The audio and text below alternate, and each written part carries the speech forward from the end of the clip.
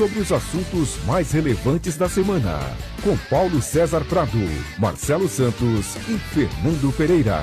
Programa Inacreditável. Olá, seja muito bem-vindo! Você está no programa Inacreditável, aqui na sua rádio Vibe Mundial FM. Estou aqui ao lado de Fernando Pereira. Fernando Pereira, muito boa tarde. Boa tarde, Paulinho. Boa tarde, os ouvintes. Realmente, uma semana que tivemos muitos assuntos, hein, Paulinho? Assuntos sobre futebol, administração, assunto que não falta nessa tarde, hein? Eu tô sentindo falta do Marcelo. Eu vi aquele celular, aquele tijolão antigo, sabe aquele tijolão? Mas tem notícia do Marcelo Santos? O Marcelo Santos, eu vou te falar uma coisa. Ele parece que tá fazendo uma fisioterapia. Sério? Eu não sei, parece que ele teve uma distensão lombar. Eu não sei exatamente se foi isso. Ele tá na linha? Será que ele tá na linha? Não tá na linha ainda. Daqui a pouco o Marcelo Santos vai entrar pelo telefone. Informa aqui o nosso grande Jean Lourusso. Jean Lourusso sempre aqui nos trabalhos técnicos do programa Inacreditável. Mas você pode participar, hein? Participe aqui pelo WhatsApp, código 11 984023121. 11 984023121. Queria deixar também aqui claro para o ouvinte, né, que no último programa a gente, antes de entrar o comercial e antes de terminar o programa, entraram dois bloquinhos especiais do programa Inacreditável. O primeiro é o Contos da Bola. Costuma entrar sempre antes do intervalo. Esse Contos da Bola, ele é apresentado pelo José Renato Santiago, que, para quem não sabe, é Guinness Book de coleção de livros de esporte. Apresentador do programa Por Fora do Campo. Isso, é o programa da Rádio Mediacast. E no finalzinho, um poeta, né? O poeta Roberto Vieira, que está sempre apresentando o programa, aliás, o bloquinho A Vida Como Ela Não É. E eu acabei de receber um telefonema aqui da minha sogra, que eu pedi para ela não ligar, porque eu tô no ar, né? Sogra, por favor. Ela deve estar escutando o programa aqui. Mas, Fernandão, vamos dar sequência no programa aqui. Essa foi boa. Senão complica. Vamos dar sequência no programa aqui e Você vamos aprontou, falar... hein, Paulinho? Exatamente. Eu queria dizer o seguinte, que papelão que fez a dona Regina Duarte, hein? Que papelão. Regina Duarte, que foi dar uma entrevista para a CNN.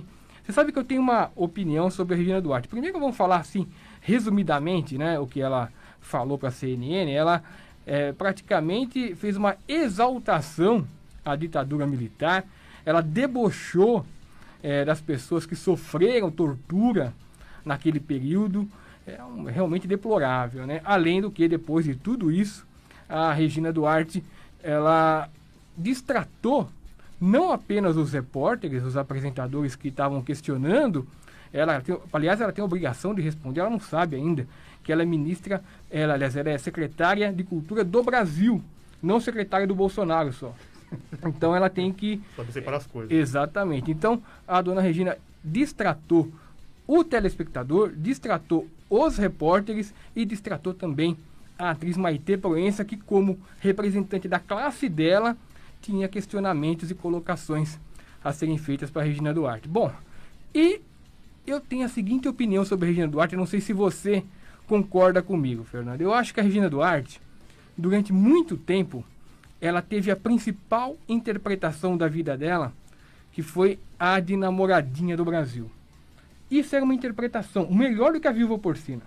A Vilva Porcina, ela ficou muito famosa, aliás, foi o personagem mais icônico dela, do rock santeiro, mas a vida pessoal dela, a vida real dela, aquele sorriso largo, sempre uma pessoa amável com todo mundo. A gente percebeu depois que, não só pela adesão dela a esse tipo de gente, como também ao comportamento dela depois que ela acabou tendo um poder forte nas mãos, que é o de cuidar da cultura do Brasil.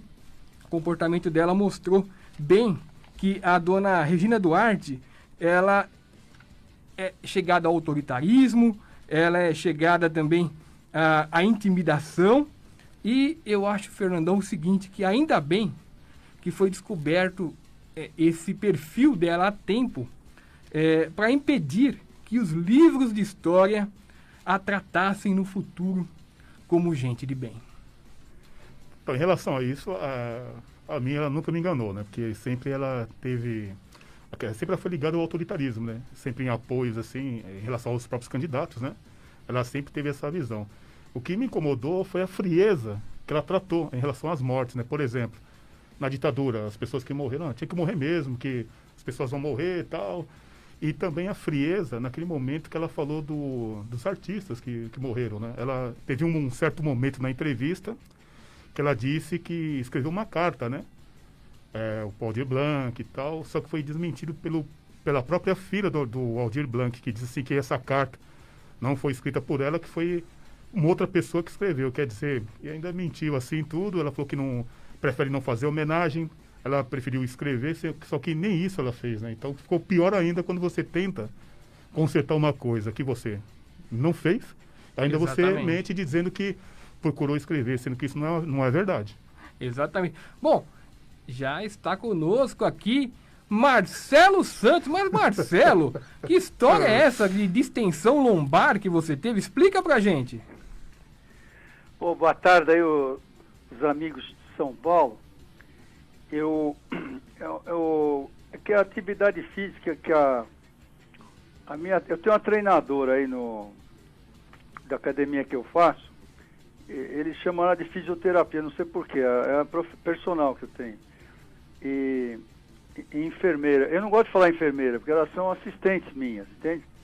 Então elas me deram uns exercícios meu bravo, para poder participar do programa, aí eu fiquei com dor nas costas, é isso. Ah, entendi. Eu tava pensando coisa pior. Mas se é só isso, tá bom. Marcelo, você assistiu o que aconteceu na entrevista da CNN com a Regina Duarte? Você tem alguma opinião a respeito disso? Olha, eu sinceramente não vi. Eu ouvi falar só, eu não assisti isso aí. Ah, entendi. Então. Eu tenho visto mais os programas assim da minha infância, tipo Tom e Jerry, sabe, desenho animado? Porque eu tava com saudade, porque hoje em dia eles enchendo esses desenhos ruins aí. Agora, quando eu vejo Tom e Jerry é uma beleza. Você já viu? Vocês conhecem Tom e Jerry? Não? Conheço, Marcelo. Olha, mas bem da minha infância. Ó, se é da sua infância, então você viu quando realmente estava surgindo o desenho, né? Era novo, era do Fantomas, era inclusive. tecnologia nova. Os caras faziam em cor, pô. Antes era branco e preto, começou a vir colorido. Era demais o negócio, entende? Exatamente. Marcelo, antes de a gente entrar num outro assunto aqui que é importante de comentar, queria te avisar também ao Fernandão e ao ouvinte aqui do programa Inacreditável, que logo após o intervalo teremos uma entrevista especial com o doutor José Francisco Mansur.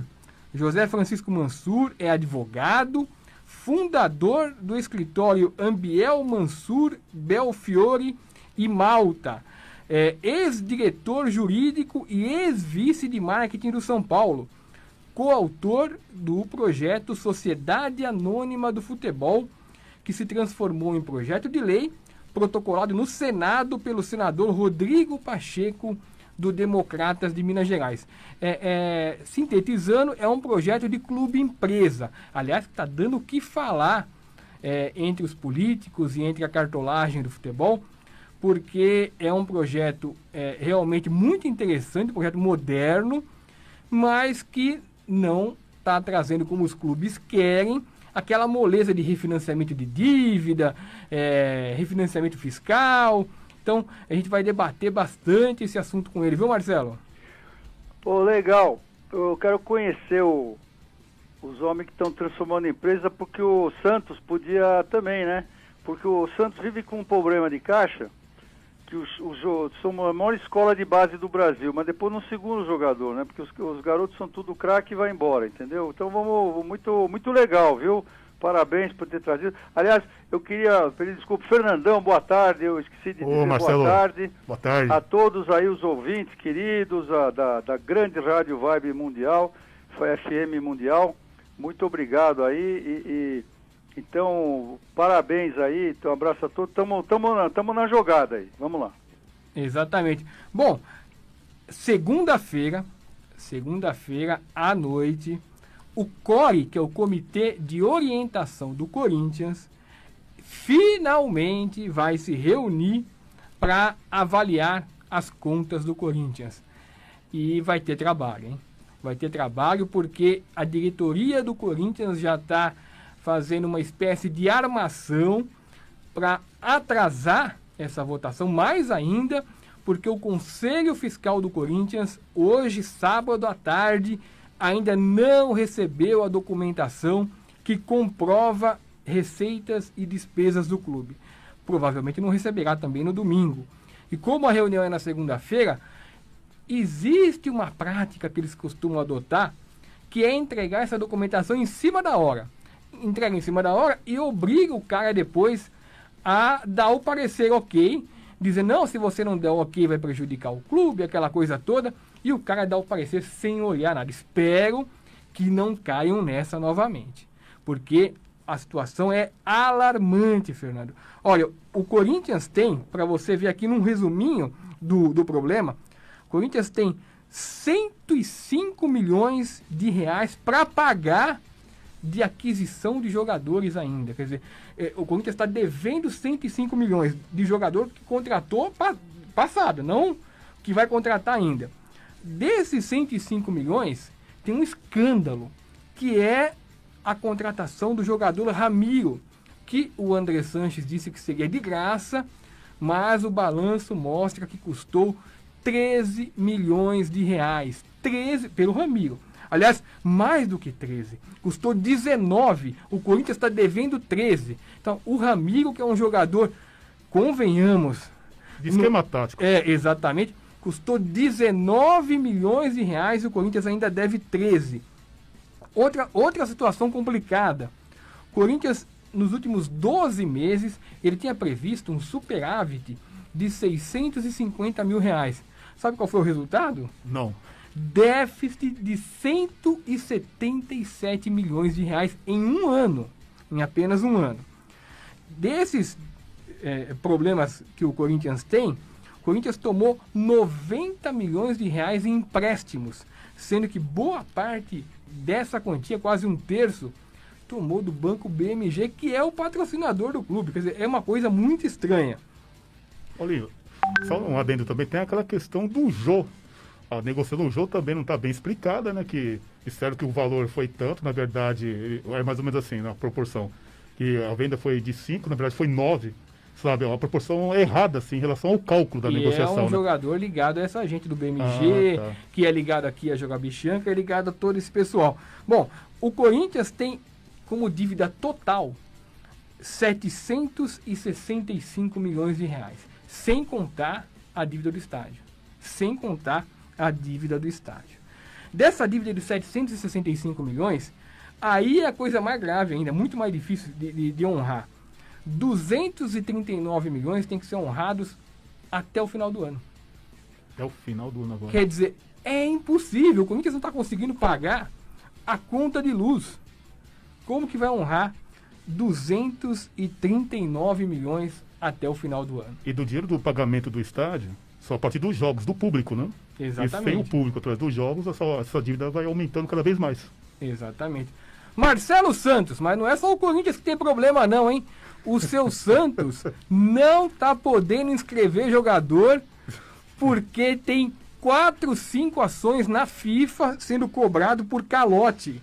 O Santos deu calote na compra do Kleber, deu calote na compra do Luan Pérez, do Cueva, do Soteldo. É uma relação imensa aqui. Então, a FIFA, se não pagar a dívida na FIFA, não vai poder inscrever jogador. O que está acontecendo com o Santos, Marcelo? Então, eu, sinceramente, as informações a gente nunca consegue pegar direito lá. Porque todo ano tem uns 15 candidatos a presidente, né? E tem um monte de campanha, cada um fala uma coisa. Eu não sei o que está acontecendo. Eu acho que como diminuiu a venda de peixe para o Japão, o dinheiro diminuiu lá, entendeu? O Santos estava vendendo muito peixe para o Japão. O Japão estava com dificuldade de matar a baleia. Mas acho que o problema é que eu falei, o Santos sempre teve problema de manter caixa, né? Mas também é uma coisa, não é o único time que deu calote, né? Eu acho que o que assusta é ter parado na FIFA e ter esse tipo de problema, de chegar em nível internacional e aí ter problema da FIFA. E eu não sei, o que vocês acham? Como é que você acha que dá para resolver? Tem que ir para o tribunal de Haia ou tribunal de arbitragem em Londres? Como é que resolve isso com a FIFA lá? Porque a FIFA também não é flor que se cheire, né? Ô Marcelo, você viu que nessa relação tem um jogador Cueva, né? O Cueva tem uma bomba relógio, quer dizer que o Cueva, até quando não joga, ele dá problema, né? Até nisso, né? Que o Santos ele não vai poder contratar devido a uma dívida também que o clube tem com o detentor do passe do Cueva. Quer dizer, até quando ele não joga, ele arruma confusão, né? Exatamente. A resolução aí, Marcelo, é o Santos ser administrado de maneira competente, né? Esse presidente do Santos aí, o José Carlos Pérez, já está no terceiro processo de impeachment praticamente, já estão querendo pedir o impeachment dele de novo, só não caiu porque ele tem o conselho na mão. Mas a situação do Santos é gravíssima. O Cueva, ele comprou do Renato Duprá. O Renato Duprá fez a intermediação do Cueva. Ele negou aquela coisa toda até que surgiu uma foto constrangedora para ele, dele, do Renato Duprá e do Cueva num hotel negociando o jogador. Para quem não está entendendo essa relação do Renato Duprá é aquele sujeito que faliu a Unicor e ficou devendo para todo mundo, médico, ficou devendo para a pessoa que estava pagando o plano de saúde e aquela mesma pessoa que trouxe a MSI para o Corinthians. É nessa situação, Marcelo, que está o Santos atualmente. Então, mas na verdade, você não acha que isso está há muitos mandatos também? Não tem um mandato dos últimos 15, 20 anos que está sempre assim, um grupo interno querendo ter revolta, ter impeachment, sempre todo mundo é acusado. Do Laor ou antes do Laor sempre tem título, vai ganhando e o pessoal é do contra. Eu não sei se o Corinthians nessa hora, por exemplo, ou mesmo São Paulo, tem mais estabilidade. Você sempre vai ter briga em clube, mas eu não sei se comparativamente você tem mandatos do Corinthians que ficam com mais tempo, aí tem oposição, mas toda vez que tem um problema no Santos, no mandato começa a ter briga, alguém querendo mudar, ou fazer reunião de conselho, tem impeachment, ou... Tô brincando, até aparecem uns 10 candidatos a presidente. Como é que dá para manter uma gestão assim, né? E tudo gestão assim, de alguém que arruma dinheiro de alguém e fica querendo manter. Você não acha que é um problema de ser uma cidade que, queira ou não está em São Paulo? O fato de estar em Santos, um pouco mais longe, ela tem mais dificuldade de preservar jogador bom, como com os grandes times de São Paulo? Será que com o tempo o Santos fica meio marginalizado, ele fica meio periférico por estar lá na praia mais longe? Você acha que tem algo a ver isso aí? Olha, Marcelo, na verdade eu acho que não, viu? O Santos está jogando bastante aqui no Pacaembu, praticamente adotou o Pacaembu como casa, tem inclusive uma sede em São Paulo. A questão maior realmente é o amadorismo dos cartolas. E em alguns casos, mais do que amadorismo, em alguns casos, esperteza demais. Porque é inadmissível que você eleja alguém como presidente de um clube que tem a arrecadação do Santos, do Corinthians, do Palmeiras, do Flamengo, qualquer time relevante. É inadmissível que você coloque para comandar esse clube gente que nunca comandou nada, gente que nunca administrou nada, ou gente que não consegue comprovar uma renda que possa conseguir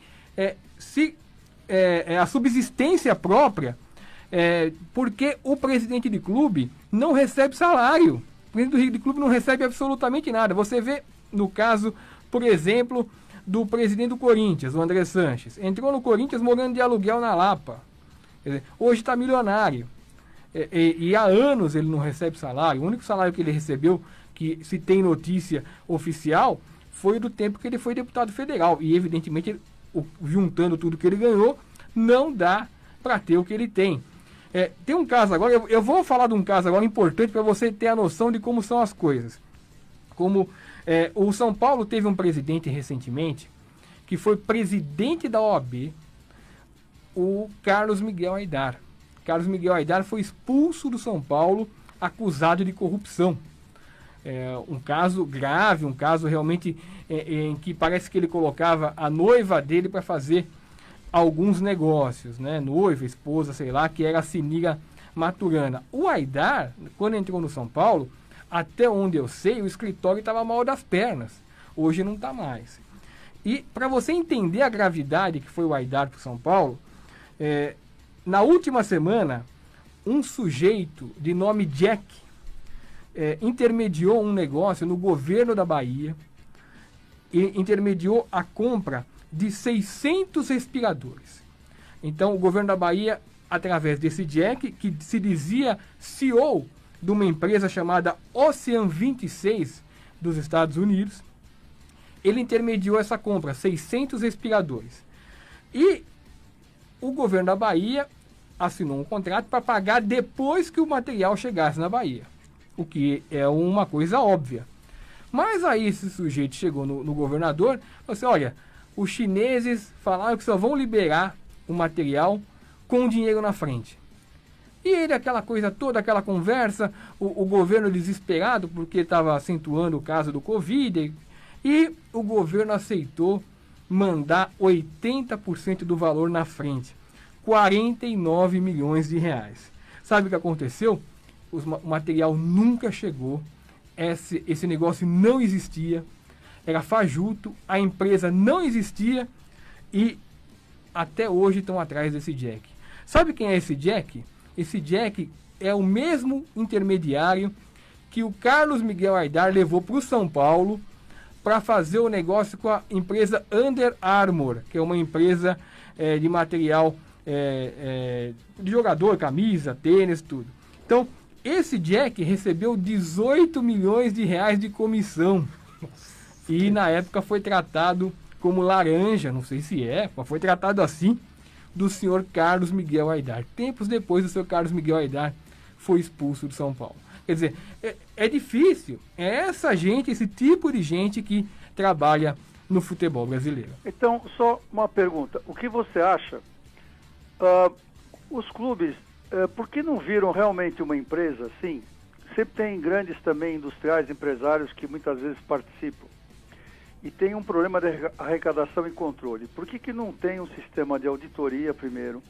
Cria um programa de negócio, um plano de negócios por uma gestão. Pega uma gestão de 2, 4 anos assim, do mandato, contrata um CEO, profissionaliza o time. Pega um CEO de uma grande empresa, com salário, e se tiver na finança, que nem o CFO que cuida da finança, fazer estilo empresa grande, são empresas milionárias, pega grandes times.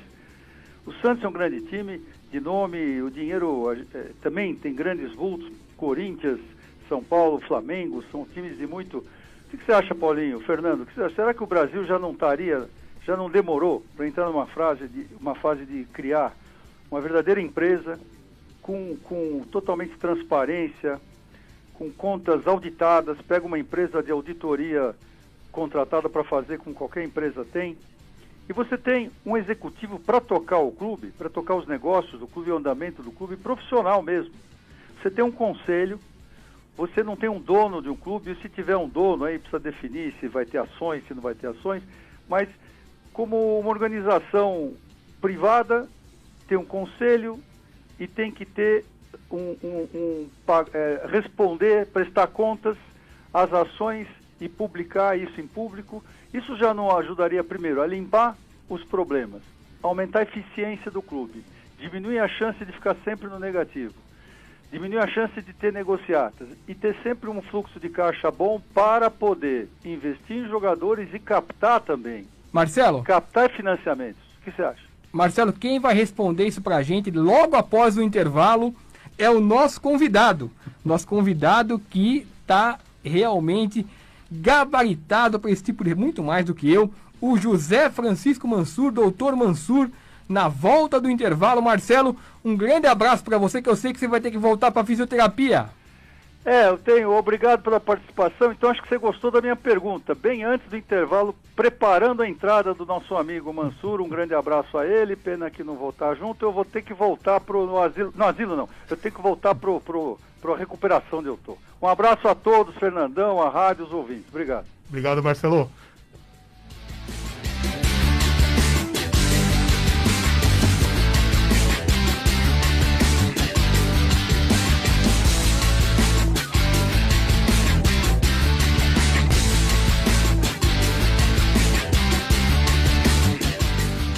Contos da Bola, por José Renato Santiago. Dadá Maravilha foi um dos grandes artilheiros da história do futebol brasileiro. Grosso, como ele mesmo costumava afirmar ser, ele começou atuando no Campo Grande do Rio de Janeiro.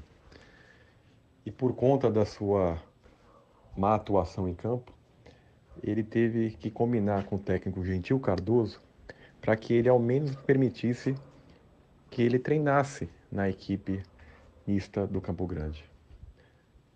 Pois bem, o combinado era, se Dadá fizesse um gol, ele ganharia o almoço dos jogadores. Quer dizer, ele comia a bola, literalmente. Dadá, cara folclórico, foi campeão mundial em 1970. Um cara inesquecível e um dos grandes craques da história do futebol nacional. A rádio que toca a sua vida, 95,7 Vibe Mundial FM.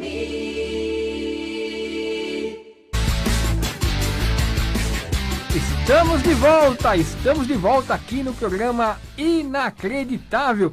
Fernandão, sabe quem tá ouvindo a gente aqui? Opa, quem? Fabiano Pelege, hein? Manda um abraço, Pelege, grande Pelege, hein? Nosso companheiro Pelege, que qualquer dia desse vai participar aqui do programa. Apresentador do programa Blogueiros. Exatamente.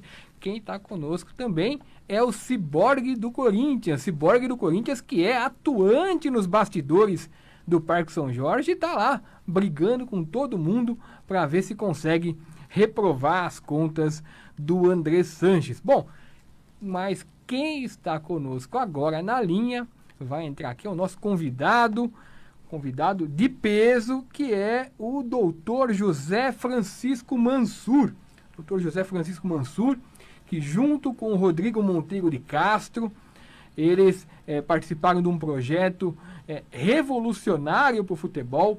Foi a criação da Sociedade Anônima do Futebol, que acabou virando projeto de lei no Senado, através do Rodrigo Pacheco, o senador Rodrigo Pacheco, do Democratas de Minas Gerais.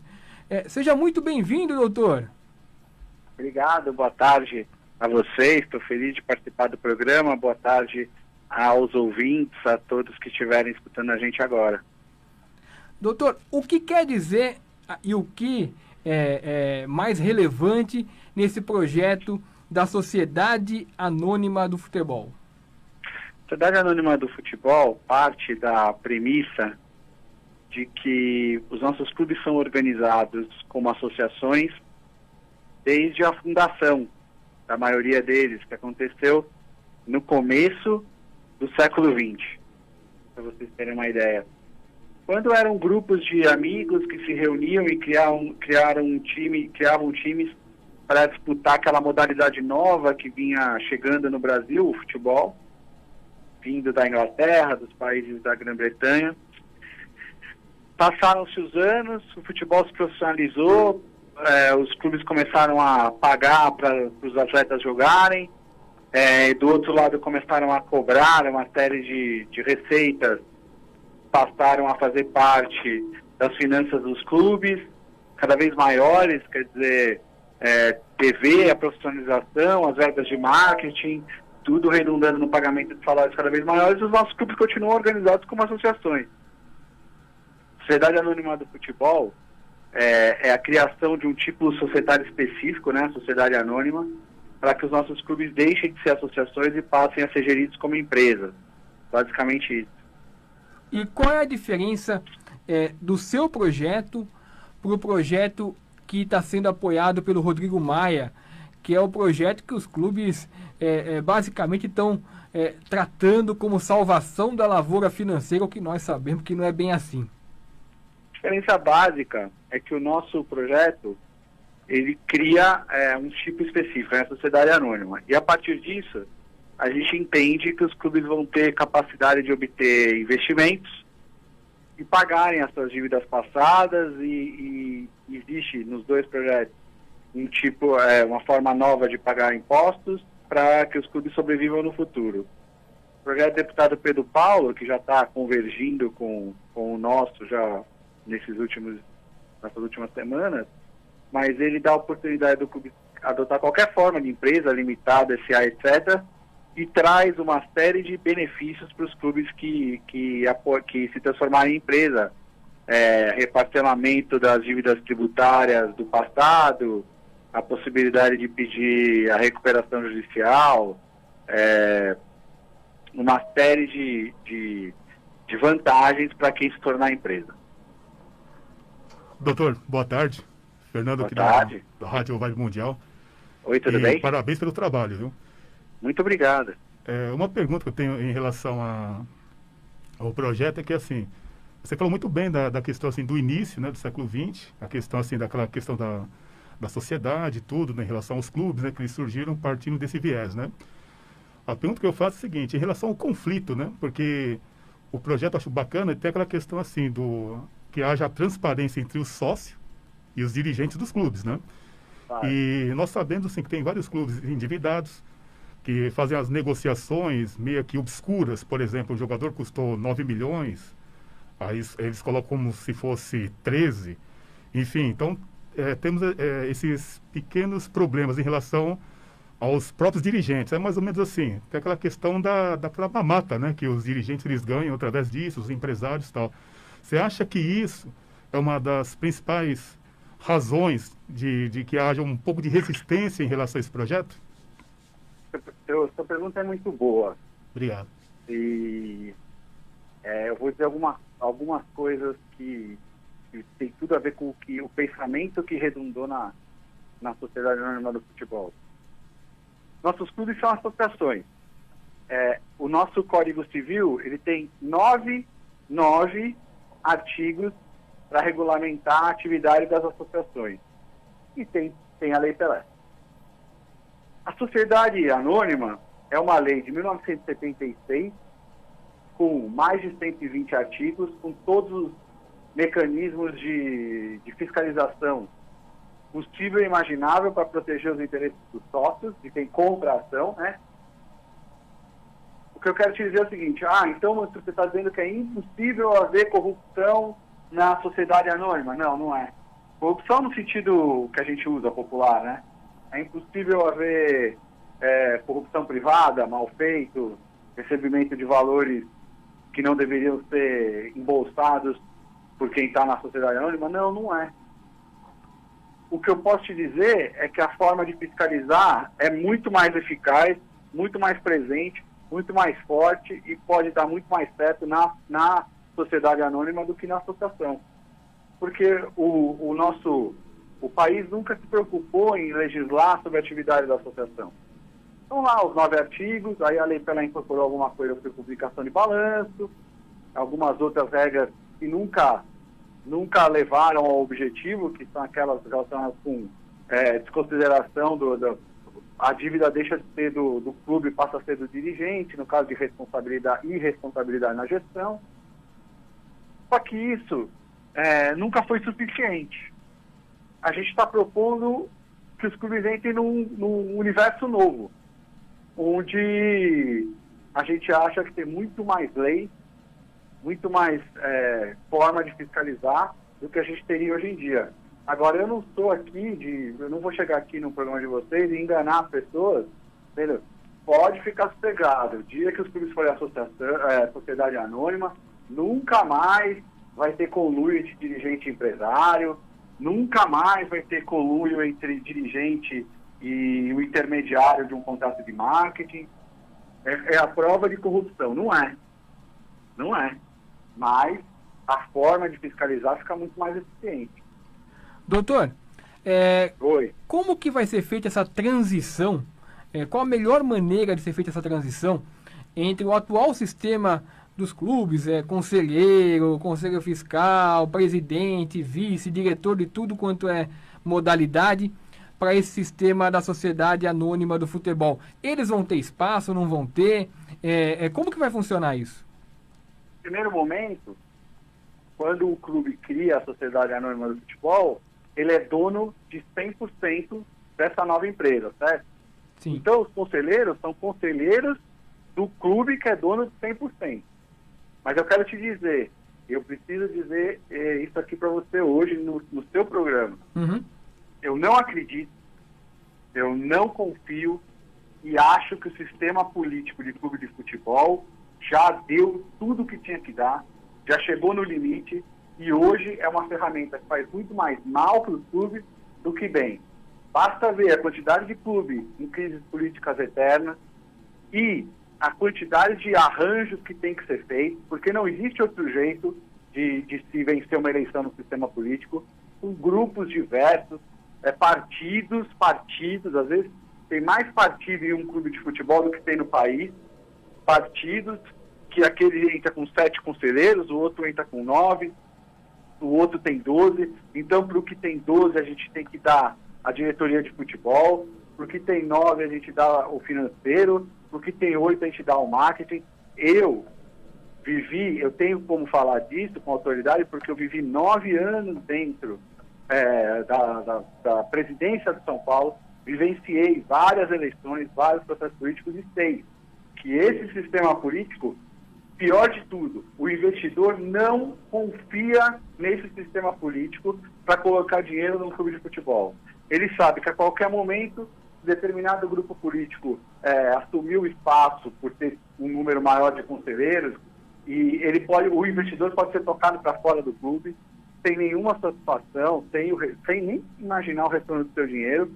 E eu acredito que esse sistema político que nossos clubes importam da política que se faz em Brasília, não tem como levar o futebol brasileiro para um estágio melhor do que o futebol brasileiro está ocupando hoje, em relação à qualidade dos nossos times comparada com os times da Europa, a qualidade do espetáculo que a gente apresenta, a qualidade da experiência do torcedor que vai no jogo. Eu vejo o processo político como o grande vilão do atraso do futebol brasileiro. E aí, sai de ficar culpando a pessoa A ou a pessoa B. Ninguém tem que ser um gênio da política, que eu acho que não existe entre nós, em nenhum dos nossos clubes, se livrar dessa questão de ter que fazer articulação, aliança com o grupo político e preencher os cargos com diretores amadores, que não são as pessoas mais especializadas para ocupar marketing financeiro, futebol profissional, futebol amador. Então eu não acredito e não confio em processo político em clube nenhum. Doutor, uma outra pergunta. Eu vi que no projeto tem uma questão social muito bacana, interessante, né, em relação à formação dos atletas, né, em relação à leitura, às boas notas na escola, né, a participação mais regular do aluno, né, não aquele aluno faltoso e tal, enfim. Isso daí eu acho bem interessante, que eu vi uma entrevista do Rafael Sobis, né, ex-internacional, hoje ele está no Ceará, falando que a nossa classe hoje, os jogadores, os atletas, né, eles não leem nada, eles não realizam boas leituras de boas obras, assuntos ou documentários, eles não se importam com isso, né? Então eles ficam mais nas redes sociais, Twitter, Facebook. Então, nesse sentido, eu acho muito interessante. Agora, uma outra coisa para fazer uma ligação com essa primeira que eu fiz agora, nesse segundo momento, é que se de repente não pode correr um risco, de repente, de haver algum conflito, né, em relação à identidade do clube, por exemplo, do Bragantino, de ser Red Bull e tal, tipo, entrando um patrocinador, um investidor, né, nesse sentido. Você acha que corre o risco, de repente, do clube perder um pouco aquela identidade que ele já teve um dia? Primeiro, o nosso projeto da SAF, ele tem uma série de artigos para proteger a identidade do clube, por lei. A troca, por exemplo, das cores, do nome, do símbolo, teria que ser numa Assembleia Geral, envolvendo todos os acionistas, um grande quórum e votação. Então a gente tenta proteger aí. Mas eu fico pensando, o investidor, quando ele coloca o dinheiro num clube grande, São Paulo, Corinthians, Palmeiras, Santos, Cruzeiro, Atlético, ele está comprando, o que ele está comprando de mais caro é aquilo que não dá para tocar. É o que a gente chama de intangível. É o nome do clube consolidado ao longo de séculos, falado, a paixão do torcedor por esse clube, que está expressa no nome, está expressa na camisa, está expressa nas cores. O investidor que chegar num clube brasileiro e quiser fazer uma mudança radical nisso, vai estar jogando todo o seu dinheiro fora. Burro sob o ponto de vista do próprio mercado e do próprio investimento. E eu acho até mesmo que o caso do Red Bull Bragantino eu vi, depois de muitos anos, um retorno às cores e aos modelos de camisa que fizeram o Bragantino se tornar famoso no Brasil na década de 90, que não havia nos últimos tempos. Eu acho esse Bragantino muito mais parecido com o velho Bragantino que a gente acostumou a ver do que os Bragantinos que existiam antes, com uma grande diferença. O estádio está sempre lotado, as pessoas gostam de assistir esse time novo do Bragantino jogar, como as gostavam de assistir aquele da década de 90, porque tem investimento, tem dinheiro, o time joga na cidade, o time chama Bragantino, e ainda eles fizeram uma coisa de muito bom gosto, que tem uma camisa que remete àquela camisa do time que foi campeão paulista e vice-campeão brasileiro. Então eu acho que o investidor inteligente, e eu não vejo ninguém aportando milhões de reais numa outra empresa se não tiver assim, o mínimo de sabedoria e inteligência para saber que não pode perder esse dinheiro, ele vai preservar o símbolo e a marca do clube, porque é ali que está o amor do consumidor, do cara que vai comprar os produtos do clube. Se você pegar e chamar um time grande do Brasil pelo nome de uma empresa, você acaba de matar seu investimento todo. Então eu não acredito que a lógica do mercado vai permitir isso. Eu acho também, viu, doutor, que essa questão de terem adotado o nome Bragantino, eles mantiveram o nome do Bragantino, foi muito inteligente. Quais as mudanças que enfrentam mais resistência desse projeto da Sociedade Anônima do Futebol, né, dos clubes? Que item desse projeto o senhor entende que os clubes mais resistem? É interessante isso, né? Porque os dois projetos, tanto o do senador, que foi feito pelo Rodrigo Monteiro de Castro e por mim, quanto o do deputado Pedro Paula, eles não têm obrigatoriedade. Então você se transforma em empresa se você quiser. Aí eu fico pensando, por que ter resistência à possibilidade? Se você não quer se transformar em empresa, né? Se você acha que o seu clube, a associação é espetacular, tá assim, fazendo um trabalho incrível, com superávit, sensacional, a política não atrapalha nada, porque tem clubes que tem superávit, que tem resultado no campo, e mesmo assim troca diretor financeiro por conta de política, deixa um ambiente instável. Mas se você acha que está tudo muito bom, e que você é o melhor dirigente do mundo, e seus colegas amadores também são, não se transforma, ninguém está sendo obrigado a nada. Agora, resistência a uma possibilidade que é facultativa, eu não consigo entender. Eu não consigo entender mesmo. Todas as conversas que eu tive com os clubes, eles sempre colocaram isso. Olha, a gente só não quer ser obrigado. Bom, você já não vai mais ser obrigado. Então por que você está tendo resistência? E eu não queria perder a oportunidade da pergunta anterior, porque nós estamos, como os clubes vão, quando um clube deixa de ser associação e passa a ser sociedade anônima, ele tem um impacto de impostos que ele não tinha, né? A forma dele pagar imposto, ele paga muito mais imposto do que ele pagava como associação. Só que aí nós criamos um período protegido de 5 a 10 anos, onde o clube pagaria todos os impostos numa taxa única de 5%. Nesse caso, a Sociedade Anônima do Futebol. Então nós temos que devolver, de alguma forma, essa, entre aspas, isenção futura. E fazendo como? Criando essa possibilidade dos convênios clube-escola, que está na lei, onde os clubes vão ter que, a possibilidade de construir ali na comunidade onde eles fazem na cidade, no bairro, quadras, vão emprestar seus técnicos, seus professores para formar alunos da rede da escola, pública ou privada, contra a possibilidade desses alunos para participarem desse projeto. Eles vão ter que frequentar a aula, vão ter que ter boas notas, etc. E o clube depois tem a possibilidade de firmar o primeiro contrato com os jogadores que saírem daí. Então é uma via dupla de ganha-ganha. O clube incentiva o aluno a ficar na escola, porque ele vai querer jogar bola, então ele vai ter que frequentar a aula e tirar nota. E ao mesmo tempo, o clube depois, que revelar alguém nesse projeto, tem a preferência para firmar o primeiro contrato. Doutor, uma outra pergunta, assim, que sobre essa questão ainda, sobre a questão do clube empresa, tudo. A pergunta que eu faço é a seguinte, eu acho bem interessante em relação ao socorro também, em relação aos clubes que passam por dificuldades financeiras, assim, tudo. A pergunta que eu faço é assim, os clubes mantendo, por exemplo, assim, uma renda boa em relação à participação do público em relação ao estádio, tendo um bom patrocinador, Você acha que haveria, tipo, a necessidade ainda de ter um clube empresa, ainda ele tendo uma boa renda em relação às suas finanças? Acho que teria, porque a gente, pelo que eu falei já sobre o processo político, acho que o processo político não dá estabilidade. Eu acho o seguinte, o futebol brasileiro, as nossas fontes de receita bateram no teto.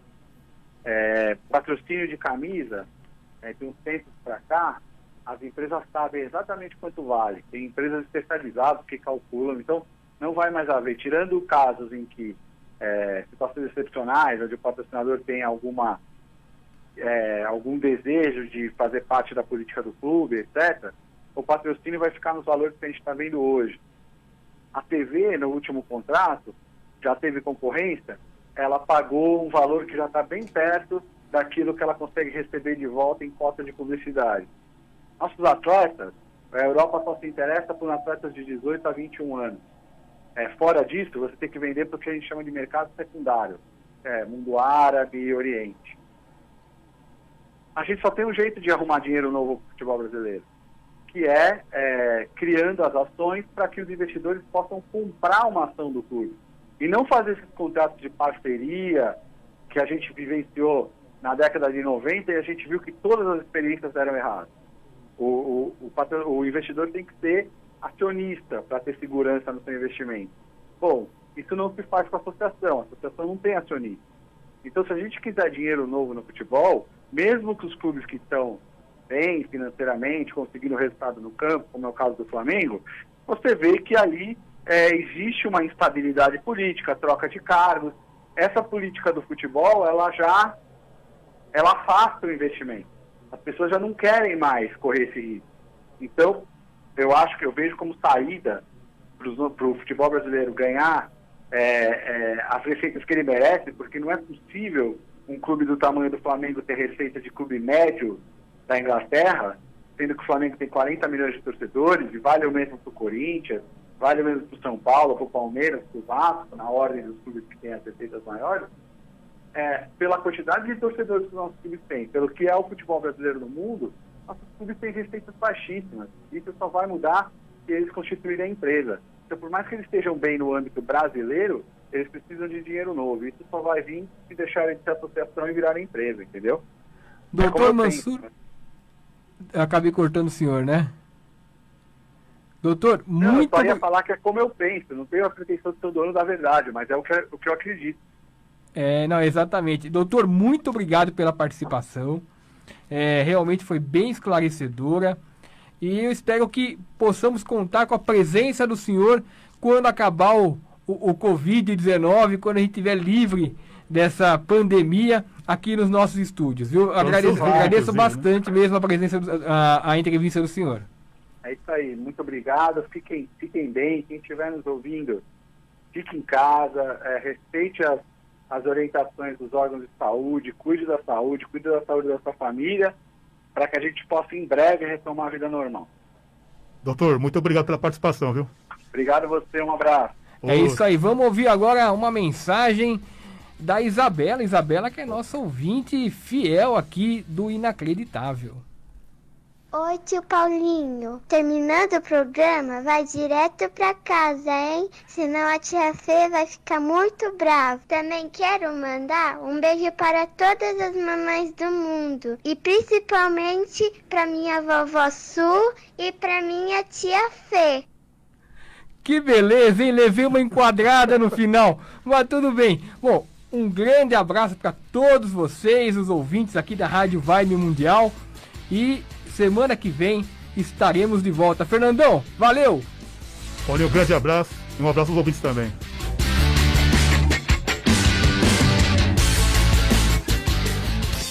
A Vida Como Ela Não É, por Roberto Vieira. Caía tarde na quarentena quando ele pensou ouvir estrelas. Estava completamente embriagado, imaginando-se vigia da Gávea, equilibrando-se completamente ébrio, contemplando o horizonte. Pandemias servem para duas coisas, pensou o bêbado: perder poetas e ganhar títulos. Tempos de bordejar. O contramestre dos mares dormia sono solto. Largados os panos, navegar ao largo, fingir que sotavento era para doido, sorrir.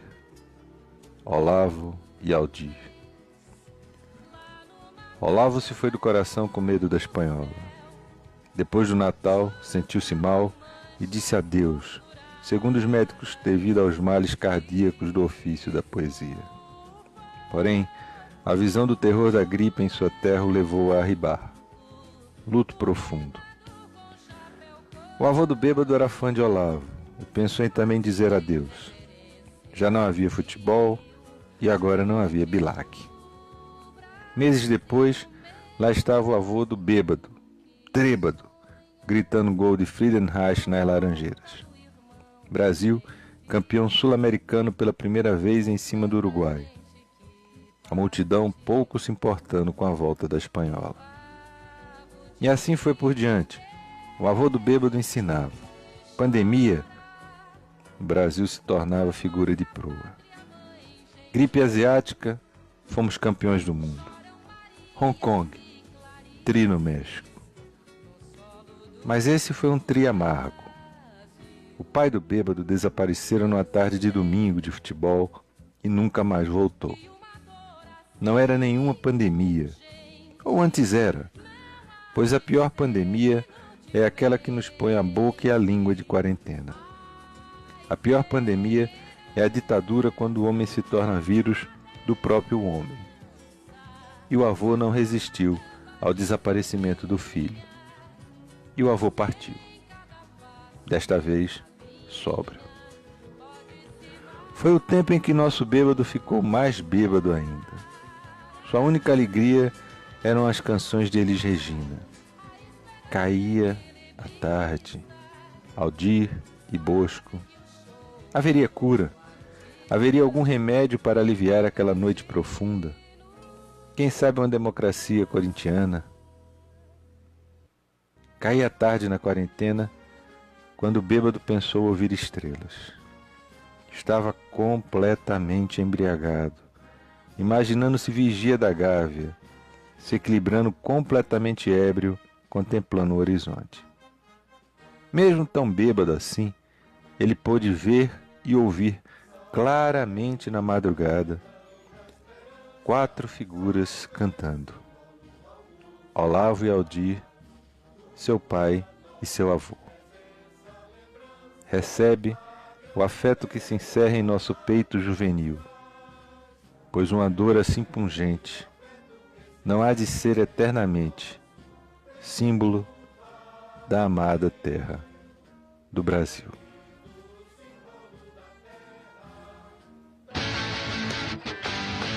O blog do Paulinho apresentou programa Inacreditável. Inacreditável.